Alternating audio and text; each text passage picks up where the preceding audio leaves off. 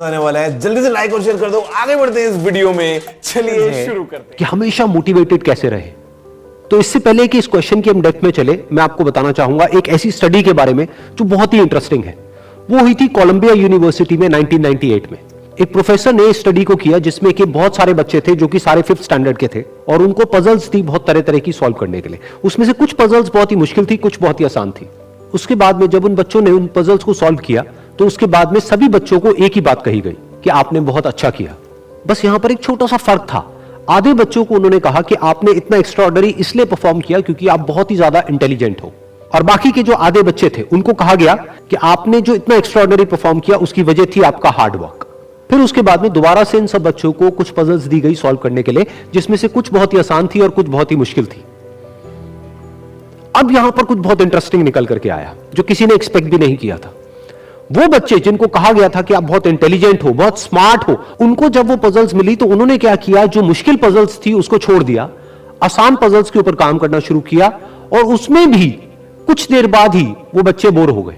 दूसरी तरफ से वो बच्चे जिनको कहा गया था कि आपने इतना एक्स्ट्राऑर्डिनरी परफॉर्म इसलिए किया क्योंकि आपने हार्डवर्क किया, उन्होंने सिर्फ आसान पजल्स को अटेम्प्ट नहीं किया बल्कि मुश्किल से मुश्किल पजल्स को भी अटेम्प्ट किया और सॉल्व किया। फिर उसके बाद में जब ये पूरी स्टडी कंप्लीट हुई तो उन बच्चों से पूछा गया कि किसको ज्यादा मजा आया इसको करने में। तो वो बच्चे जिनको कहा गया था कि आप बहुत इंटेलिजेंट हो, उनको मजा नहीं आया, यानी कि वो मोटिवेटेड नहीं थे। और वो बच्चे जिनको कहा गया था कि जो भी आपने किया वो अपने हार्डवर्क की वजह से किया, उन्होंने ना सिर्फ अच्छा परफॉर्म किया बल्कि वो एंड तक मोटिवेटेड भी थे और उनको मजा भी आया। अब ये स्टडी जिसके बारे में मैंने अभी आप लोगों को बताया, ये इतनी इंटरेस्टिंग इसलिए है क्योंकि ये जिस तरीके से हम सोचते हैं हमारे थॉट पैटर्न को चैलेंज करती है। हम क्या सोचते हैं कि अगर हम पेरेंट्स हैं या हम टीचर्स हैं और अपने बच्चों को हम बोलेंगे कि आप बहुत इंटेलिजेंट हो, आप बहुत स्मार्ट हो, तो वो अच्छा परफॉर्म करेंगे। लेकिन इस स्टडी में एग्जैक्ट उसका ऑपोजिट निकल करके आया है। तो इस स्टडी में जो फैक्ट्स रिवील हुए उसको समझने के लिए हमको एक कॉन्सेप्ट को समझना पड़ेगा, जिस कॉन्सेप्ट को कहा जाता है लोकस ऑफ कंट्रोल। हुआ क्या कि जिन बच्चों को कहा गया कि आप बहुत ही स्मार्ट हो, बहुत ही इंटेलिजेंट हो, उनका जो लोकस ऑफ कंट्रोल था वो उनके अंदर नहीं था, उनके बाहर था। लोकस का मतलब है सेंटर ऑफ कंट्रोल, मतलब कि अगर वो स्मार्ट है, अगर वो इंटेलिजेंट है तो इसमें उनका खुद का कोई रोल नहीं है, वो उनके कंट्रोल से बाहर है। दूसरी तरफ से जिन बच्चों को कहा गया कि जो भी आपने अचीव किया वो अपने हार्डवर्क की वजह से अचीव किया, उनका जो लोकस ऑफ कंट्रोल था वो उनके अंदर था, यानी कि हार्डवर्क पूरी तरह से उनके खुद के हाथ में था कि अब उनके ऊपर है कि वो कितना हार्डवर्क करते हैं।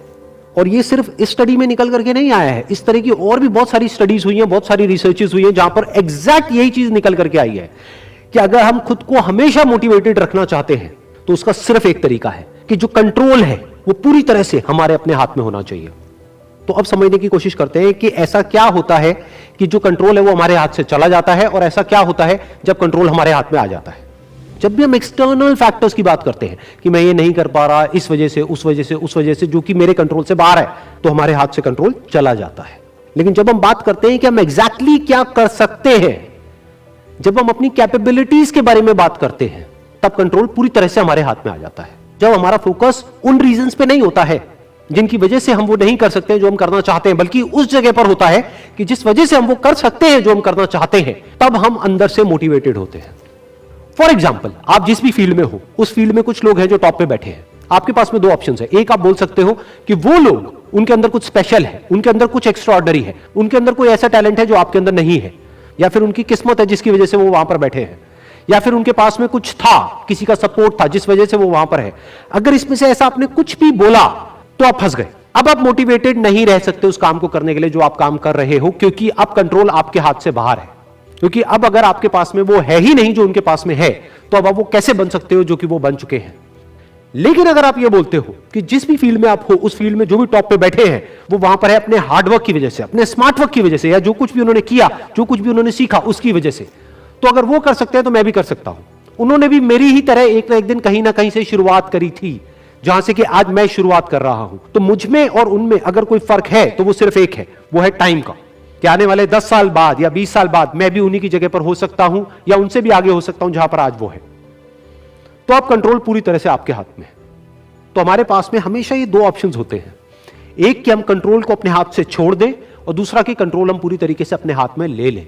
एक कि कंट्रोल हमारा बाहर हो, एक है कंट्रोल हमारा अंदर हो। तो इस बात को हमेशा याद रखना कि आपका कंट्रोल कहीं बाहर नहीं होना चाहिए, आपके अपने ही अंदर होना चाहिए। नए हो तो सब्सक्राइब करो, वो जो लाल वाला बटन है उसके साथ स्कैम करो या फिर महफिल जमाओ, मुझे नहीं पता, बस क्लिक हो जाना चाहिए।